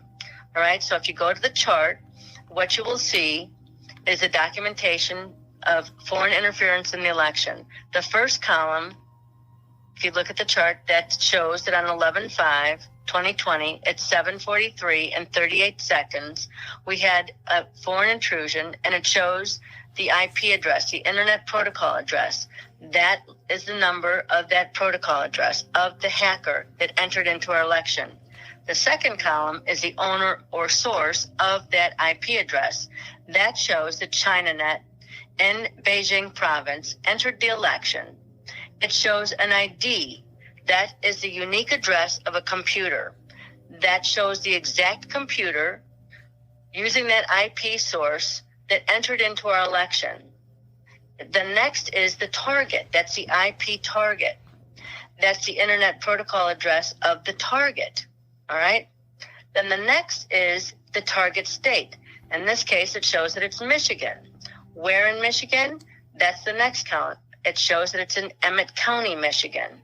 Then the ID target. That is the unique address of another computer in the United States that the hacker has gone into. And then it shows the method of intrusion. Now, on some cases, you're going to see that they use credentials. That means that they have fake credentials because there were administrators that had been placed on the Secretary of State's computers, false administrators. In other cases, it shows that they broke through the firewall. In some cases, they did both. Now, in the next column, it shows whether it was successful. You'll see a Y. That shows that, yes, it was successful. Now, oftentimes they're not successful and they have to go back and try for another intrusion, and then it shows whether that's in fact successful as well. Then in the final column, what you're seeing are votes changed. Now, in this particular case, when they went into Emmett County, Michigan, the votes that were changed was they stole 3,477 votes from Donald Trump. That's what you're looking at. Now, as you go through this document and you look at all the multiple intrusions into our election, what you'll notice that over 60% of these intrusions come from China. So that is over 66% is what the number is. Over 66% of the intrusions into our election came from China. Why is this important? Well, some things were set in place, including some of the changes that took place in this country, particularly when we had the Wuhan virus or the COVID-19 virus hit this country. And we have a video. Well, first, Mike, do you have any questions about this chart and what it is showing? Yeah. So what you have here is what each one of these is its own timestamp that is 100% proof, because you have that not only where it came from, you have their identification, you have who they were attacking, their identification. This is what everybody would want. If you ever looked in and did an audit or wanted to look into a computer and look what went on in cyberspace, this is what you'd be looking for, correct? This is forensic evidence of foreign footprints as they entered our election in a cyber warfare attack on our election. And then it shows exactly what they, where did they come from, which computer exactly the timestamp, exactly which computer they entered into, in what state, which county, the ID, the unique ID of the computer that they entered into, and then it shows how they entered using false credentials or breaking through the firewall or both. Wow. Were they successful the first time, the second time? And then it shows the votes that they stole from Donald Trump. Right. This is proof positive. This is documentation of a cyber attack, but it also is documentation of the footprints of those who entered our election. Right. Right. And look at, if everybody notices here, everyone, you don't think this was all put together in one big attack? Everyone was Donald Trump down, down, down. This wasn't another country that wanted it the other way. This was the biggest attack in history. And Mary, we have pages and pages, right? Thousands of these pages of every county, right? Of every single attack. There are thousands of pages of the documented footprints, the foreign intrusion into our elections. We see this is coming from China, in many cases from Huawei, from Alibaba Cloud Service, from China Unicom, from uCloud, from China Mobile Titong. This also came from Iran as well. Right. But this is the foreign intrusion. This is the theft of our vote. But it also is documenting exactly the vote totals that were stolen from Donald Trump. Right. And this we have heard. Well, this is what I've been telling everyone. This is where you got, if you add these numbers up, when I said, and I actually told the president when I met with them, I said, you actually won this election by almost 80 million votes for you, for Donald Trump, to about 68 million for Biden. And that's not counting all the other kind of theft we talked about earlier in the show. These are the real numbers that were taken off and that were flipped. I mean, this is incredible, everybody. This is historical proof, too. We not only have, this is what we've all been waiting for. And Mary, you said there's a video, too, we want to show? Yeah, this is a documentation, the proof positive, by cyber experts from in this country that began documenting the theft of our election. Wow. They put together the full documentation of every vote beginning on November 1st. So again, from before, during, and after the election, they documented the footprints of the foreign intrusion into our election. That means that foreign adversaries, really, because this was an act of war to come in and steal the election from the American people and decide who our foreign adversaries were going to put in the White House to rule or to be the president of this country. Right. Now, there's a video, and so that will show, and are you looking at the video, Mike? Yeah, we're going to pull up the video here, Mary. Okay, here we go. We just pulled up the video. Wow, what's going on here with all these lines? Well, the video, what you are watching is the surveillance system. In fact, this is the very surveillance system that was built by people inside this country within the cybersecurity battle space that built some of these tools that were built to keep this country safe. But what you're watching is that every line on that drawing, all those moving lines, they represent the IP addresses of what I just showed you on the chart. So when you understand the hacker's IP address and the IP address of the target and the votes that were stolen, every one of those lines that you're watching move across the chart and showing whether they were successful and how many votes they stole, that documents that. Every red line, as they turn red, as they finish stealing the vote, basically, the red lines are all China. So what you're seeing are the actual files being received and sent. That's a documentation of the real-time theft of our elections. Wow. So every line on the map, there's a corresponding line on the sheet. And the color and the line types represent the severity of the attack. Now, red has been the most severe attacks. Those lines are all coming out of China. Those are the most severe attacks on our election system. Wow. Now, this exact information, the same exact type of information, I should say, was presented to former FBI Director James Comey by a whistleblower in 2015. They knew, in fact, that our election machines were open for hacking. It's important to understand that there are prismatic scoring algorithms that they knew about that enter the election and they steal the vote at the transfer points. So at the point where the vote is leaving the Secretary of State's office and these machines, that is the point at which the vote is stolen at the transfer points. That's what you're watching. Those packets moving is that's real-time documentation of the theft of the vote from inside this country.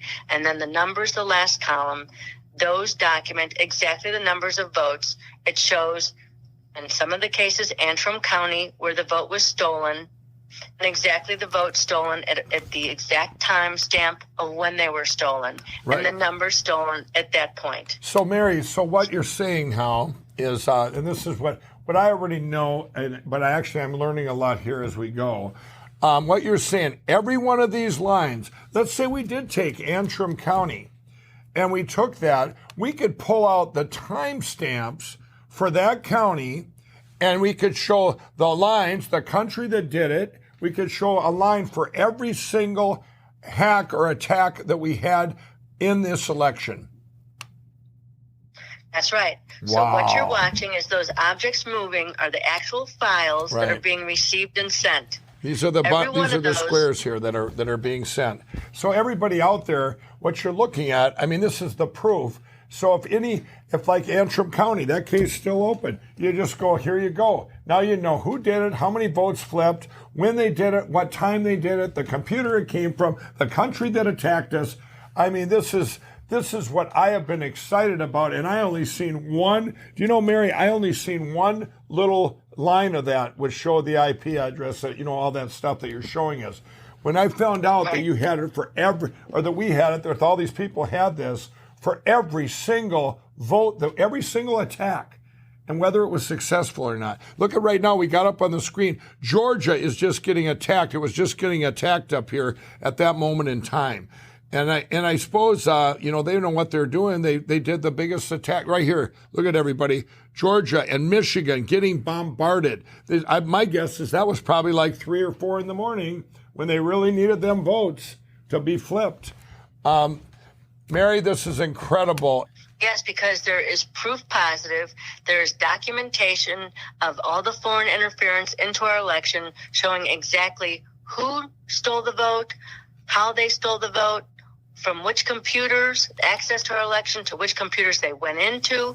So understand that cybersecurity experts that work for this country put all this in place before the election even started to make sure that they caught all of this information so that foreign adversaries were not deciding our elections. Absolutely. And what a blessing that they were there for us to catch all this and to get all this put together and even to have these, to be proactive. They were proactive, everybody. And this, what a blessing this is, because we came this close to never knowing. And this is actually a miracle that we have all this, Mary. And this is amazing. And now we have with us General McInerney, who is going to give us a prospectus on what we just seen. General, thanks for coming on. Well, thank you, Mike, and thanks for what you're doing for this great nation. This is vitally important. You have just seen the most massive cyber warfare attack in the history of mankind. Now, the founding fathers did not know anything about cyber warfare, but we do.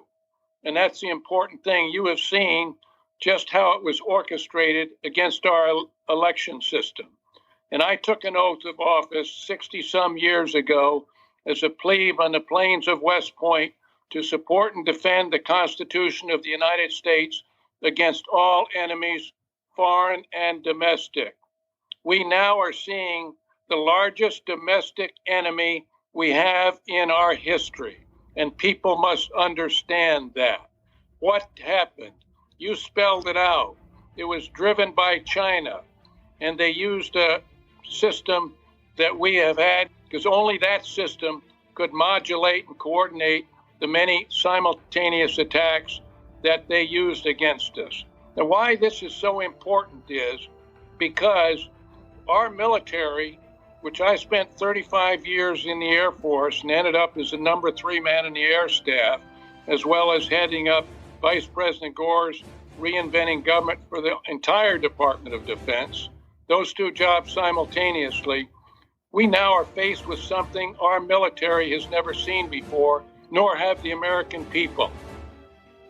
We are going against globalists who are not interested in America. They are interested in us becoming a socialist, communist state. They talk about progressivism, but progressivism is just the front door to communism. They want a global communist world. And you must understand that, America. It's so important. And it's so important that President Trump, who won 79 million votes in the election to 68 million for Biden, because we have, and you've seen those exact numbers, he dominated. It was an awesome victory. And yet they turned it around, foreigners. And we have not had one audit. This is the closest thing to an audit that has been conducted in America on this important election. The American people must understand what we are facing today. And that's why all of us here that you're seeing in this program are so focused. I could not understand was that the legislatures, the judicial, and the executive, meaning the FBI, the Department of Justice, the intelligence community, have failed us with deep staters. They did not report this. This was the most massive cyber warfare attack. So did Cyber Command, did the National Security Agency, did the CIA, did the Department of Justice, the FBI report this? No. Well, General, to put this in perspective then, you're 100% that this was the biggest cyber attack in the world, in world history, correct? That's correct. Wow. Well, thank you. And we're going to see, It's gonna. I was telling everyone, General, when this is all revealed, it's gonna be a great uniter of all people in our country, and we're gonna be in the greatest revival ever to bring our country back to one nation under God. Thank you. Well, God bless you for what you're doing, Mike. Thank you very much. Yeah, thank you, General. And now we have with us Terry Turchi. He's the former Deputy Assistant Director of Counterterrorism Division of the FBI. And, Terry, welcome to the show. Thanks, Mike. And we've just shown everybody in the world 100% evidence that this was an attack on our country and is still under attack by China and other countries through the use of these machines used in our election. I want to ask you, where was the FBI? People out there wondering, where's the FBI or the DOJ during this whole time, these last few months? Sure. Well, a lot of former FBI agents are asking that too, as well, Mike. They're asking, where's the FBI been? They're responsible and accountable for trying to protect the country. That's what our counterintelligence money is all about. That's what our counterintelligence division is all about. And yet the question of where were they and where are they, I think probably could best be explained like this. The FBI has most likely been as compromised as the Democratic Party and the rest of the government. They simply didn't do the job. If they'd have done the job, all that you just showed in this program would have unfolded inside of a courtroom. And that's exactly what we should be doing right now. We should be talking about the penetration of the United States government and government agencies. What we've shown here, too, is this is all people. This has been, what we've shown today, this is another country taking our country. I don't care if you're a Democrat or a Republican. We are one nation under God. And to see what's, I guess I'm very happy now that it's all going to get out to the country and everything is going to get out. And like I said before during the show, there's going to be 9 Supreme Court justices out there now watching this show and saying, wow, 100% this was an attack, and we are still under attack by other countries, including China, leading the way. And they fraudulently stole our election, and we have to and then to see that how this could happen with the FBI and the DOJ, these people that were supposed to protect our country, including the Supreme Court. If you were still in the FBI, I guess what would you be doing right now when you just see all this 100% proof here that this happened? If you're in the FBI now, if they're out there, shouldn't they be doing something now that this is all out in the open? We would be launching a major investigation of cyber activities. These attacks, the people that, from China and on down, who did it, they're very good at trying to bury everything, to bury these deviations that came up, and then everything opened up where everybody knows that this was stole, but now we know how and why. So. Well, certainly, and the purpose of an intelligence operation of this magnitude, whether it's this magnitude or even smaller, is to conceal itself and to be so hard to figure out that by the time you get to the conclusion, it's too late. Right. And that's why it's very concerning that the FBI, that already knows and has the foundation of the China threat well in its grasp, would try to write off or just not seem to understand how this would have been the next logical step for them. Right. Well, they weren't proactive, but at least now we're going to be reactive, and we got to be reactive first, and then we got to be proactive for the future. That when this all manifests out, I've said it before that this is going to manifest into the greatest revival ever. It's going to unite our country, not divide us. It's going to be the great uniting, and we will once again be one nation under God. Thanks, Terry, for coming on, and God bless, and thanks for all you've done and what you continue to do for our country. You too, Mike. Thanks for having me. Thank you. Now you've all seen absolute proof of the biggest cyber attack in history. Right now, it's a takeover of our country. We all see it happening, and now you see the proof of where it came from and what happened. We all need to go out now, each and every one of you, and tell your friends, family, people, your social media, spread this out everywhere, and to show that they all need to watch this, and they all need to know the truth. And pretty soon, everyone's going to see this, including 9 Supreme Court justices. You're all there watching, all 9 of you. And you know what? I don't know what you can do, but I know you're there to protect our country. And everything has a precedence. Everything going, well, this happened then, so we're going to base it on that. This is the precedence. What's going on now, what's going to happen now is going to change the course of our world and our country forever. I've been getting calls from world leaders. You know, they're looking at us. What's going to happen over here? Ronald Reagan once said, America is the shining city on the hill whose beacon light guides freedom-loving people everywhere. If the lights go out here, the lights go out everywhere. I want to say that God has had his hand in all of this. This has been on God's timing. And when we get through all this, we will once again be one nation under God.